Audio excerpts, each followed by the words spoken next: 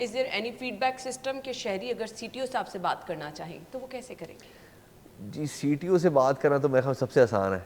और इसमें multiple channels हैं मैडम। इसके अंदर आपके पास ऑनलाइन अगर कोई बंदा करे 15 पे कॉल करके आप बता सकते हैं। डेडिकेटेड हमारे ऑफिसर्स 15 पे बैठे हुए हैं। किसी की हाई हैंडेडनेस है, किसी की मिसबिहेविंग है, किसी की करप्शन की चार्जेस हैं, किसी की नेग्लिजेंस है, किसी का को कमीशन वमीशन है, वो आप रिपोर्ट कर सकते हैं। उसके अलावा हमारे जो कंप्लेंट मैनेजमेंट सिस्टम है, ऑनलाइन सिस्टम है, वेब वेब के थ्रू एक्सेस किया जा सकता है, उस पर किया जा सकता है। उसके अलावा आईडी साहब की अपनी एक हॉटलाइन है, उस पर किया जा सकता है। सीसीपी साहब लाहौर की अपनी एक है जो वहाँ से होके हमें राउट हो जाती है।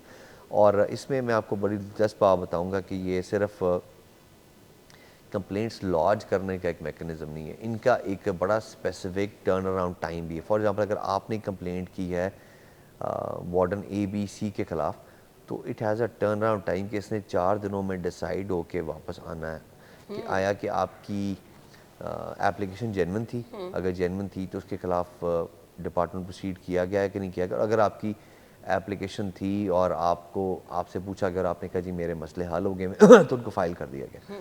तो ये बड़ा एक मरबूत निज़ाम है ट्रैफिक की अकाउंटेबिलिटी का। हमारे अपनी विजिलेंस टीम भी है मेरी, जिसमें अफसरान मुख्तलिफ जो सर्विसेज दे रहे हैं लोगों को कि लाइसेंस में किसी को दिक्कत तो नहीं हो रही, कोई करप्शन तो नहीं हो रही।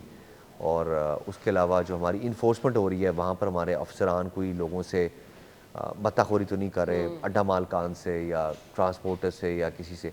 और ये मैं आपको बता दूं कि जब से मैं आया हूँ तो मैं करीब 20 लोगों को सस्पेंड कर चुका हूँ और मुझे आए हुए 10 दिन भी नहीं हुए अभी।